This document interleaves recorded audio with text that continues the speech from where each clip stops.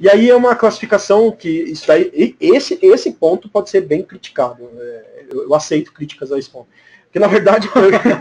Mas aí o pessoal para poder. Na verdade eu aceito crítica a todos, mas essa daí acho que eu tô mais aberto a crítica. Que na verdade o que é? São 3 níveis da possibilidade do Solibri receber aquela regra. Solibri é capaz de verificar aquela regra ou não? É fácil fazer. Então no nível 1 é fácil, no nível 2 precisa de uma API, no nível 3 não é possível análise automatizada, portanto o Solibri eu crio um alerta para ele, por exemplo, quando é visual, eu posso falar assim, a lixeira tem que estar mais próxima possível do centro de operação. O que eu faço? Criar um alerta para o centro de operação. E aí o que ele vai fazer? Ele vai dar como não que não passou, mas vai pedir para o analista verificar e ele já vai focar no centro de operação para ver se a lixeira está ali perto. Ele dá uma atenção e aponta uma cota, isso, né? Isso. Não uma cota, ele vai apontar visualmente e o analista vai ter que, naquela visual, vai ter que ver a regra e vai falar se está aprovado ou não aprovado. Sim. Porque todas essas regras têm que virar um checklist do que passou e do que não passou. Não há juízo de valor, mas ele aponta. Né?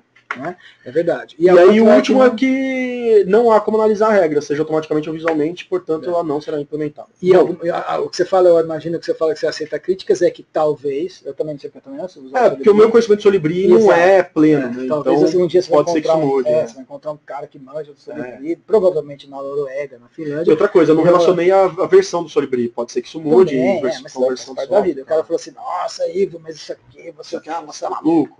Mas provavelmente você vai encontrar o cara na Finlândia. Vai ser um cara da Finlândia, vai sair de dentro do iglu, e vai falar pra você assim, lá mesmo, o cara fica em casa você clica aqui e fala assim, uia.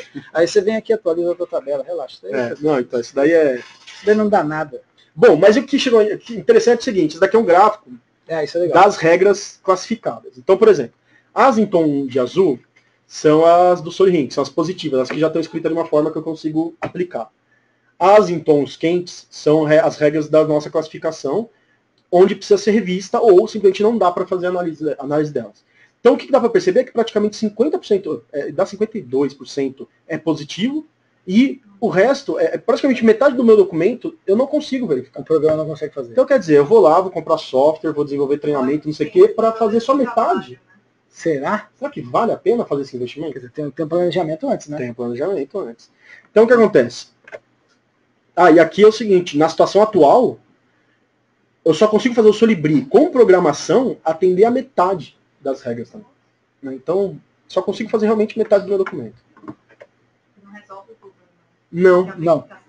Não vou conseguir total, não vou conseguir nunca, inclusive, porque tem aquelas visuais, mas etc. Que... 80% ao menos. Então, aí o que acontece? Aí eu coloquei, o documento contém 236 regras. Se você pegar as objetivas, que são 52% total, que são as em tons de azul, e desculpa. Realizando uma composição destes dados, onde soma-se as regras classificadas como dúbia, ineficaz e composta. Por quê? Essas 3 eu posso parar e resolver elas. Eu posso melhorar. Visto que essas podem ser reescritas, tornando-se assim objetivas, a gente consegue alcançar um total de 73% do documento. Pronto, agora já está compensando. Né? Já está valendo a pena investir nisso daí. Né? Então, esse daqui é o que o Solibri também conseguiria fazer, né? Bom, então o que acontece? O que eu preciso fazer é me preparar. Antes de sair comprando tecnologia, eu tenho um trabalho inteiro de rever o documento, reescrever esse documento de uma forma que daí, assim, agora sim eu consigo. E também explicar para quem é que precisa revisar o documento com você, como é que uma máquina é capaz de entender essas regras, né? Isso. Para que seja... Porque eu acredito que assim, como qualquer e não foi fácil. Vai ter resistência, né? Não, porque isso daí já foi arrumado. Esse trabalho já foi aplicado e já tem um resultado. É que eu ainda não fiz o levantamento desse novo documento. Para saber quanto avançou. Né? Mas já foi feita a revisão baseada nessa classificação. Seria muito difícil, por exemplo, esse negócio que eu falei de brincadeira, você aprovar. Falou, olha gente, então vamos escrever que é do meio do primeiro carro, a 10 metros, vai indicado até o meio do... Poderia ser. Você bota um range, você bota um alcance mínimo. Mas isso, se você falar em uma diretoria, isso não seria um problema. O pessoal a diretoria nem vê isso. Não, a diretoria nem quer ver isso. Isso daí, o mais difícil é... Porque quem escreve essas diretrizes são os técnicos, os arquitetos. Tá. Então, qual que é a resistência? A resistência, assim, aqui pode acontecer. Não, mas a arquitetura não pode ter uma regra tão tão travada, tão rígida, né? Ela tem que ser uma coisa mais livre, não sei o que, tal. Entendeu? Só que assim, a gente está falando de diretrizes que são o quê? Usos. A usabilidade, o uso daquele projeto. A gente não está travando a arquitetura. A gente está falando que a arquitetura tem que atender isso. Exato. Né? Então tem que estar escrito de uma forma clara e objetiva. Senão o próprio arquiteto não sabe fazer a arquitetura que precisa ser feita. A gente precisa de regra para trabalhar. Bom, aqui são alguns exemplos do que... E já tem 236 regras, né? Você está reclamando do quê? Né? É meio estranho isso. Bom, e aí são alguns exemplos de aplicações. Na verdade eu fiz 4 ou 5 aplicações dessas regras. Porque foi isso, esse foi a primeira etapa. A gente chegou, vamos fazer. A gente viu que não estava indo para frente, voltamos e nós percebemos que a gente precisava fazer, antes de sair fazendo, fazer um planejamento, uma crítica. Então, o resultado dessa pesquisa é essa classificação, é esse planejamento para que seja possível a verificação de regras. E que eu acho que é muito legal, e foi isso que eu percebi ontem, quando eu estava lendo, era exatamente isso.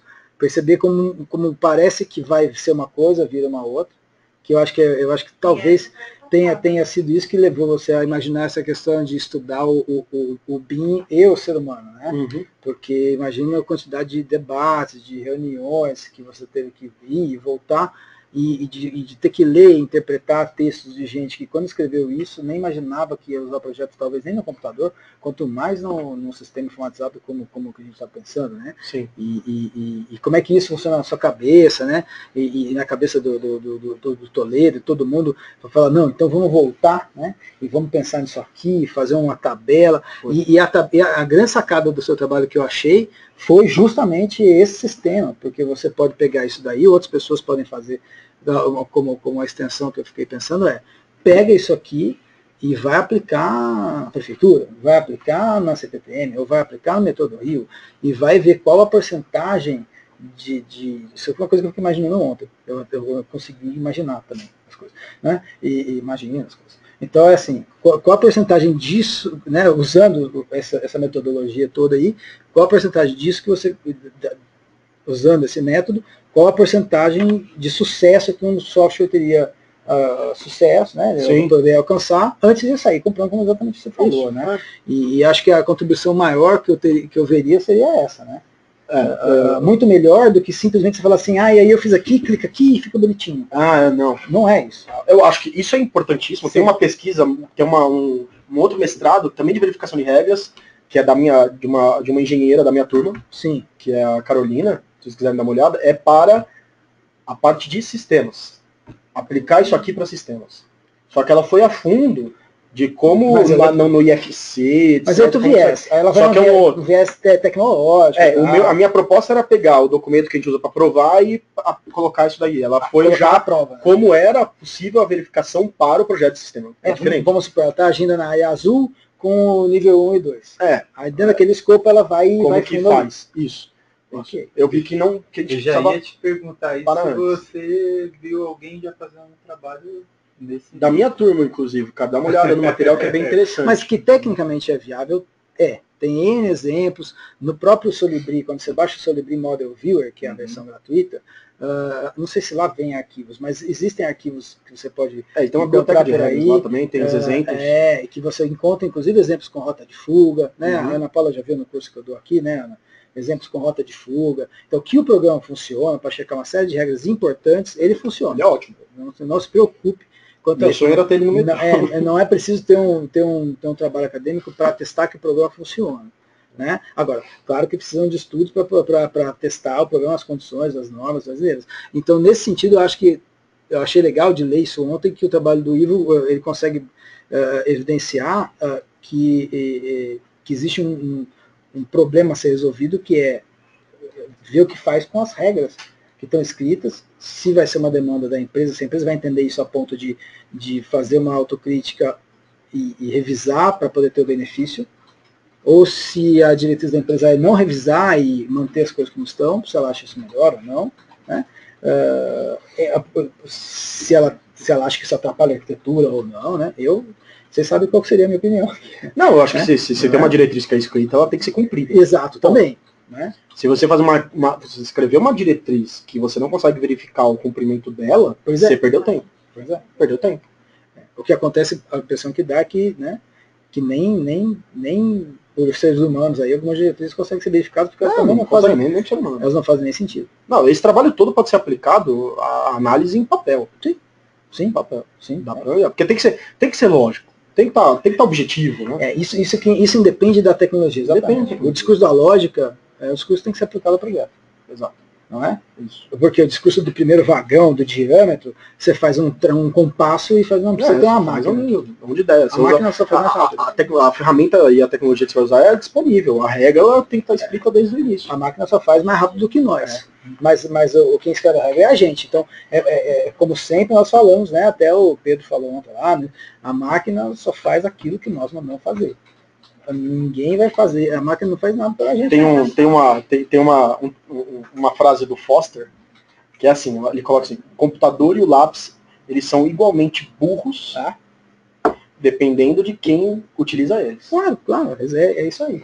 Né? Ó, vou fazer a interrupção. Isso, tá? Né? Quem quiser ir no banheiro vai, nós vamos pôr aqui uns cones aqui, café, né? Para voltar e falar do projeto da inovação, né?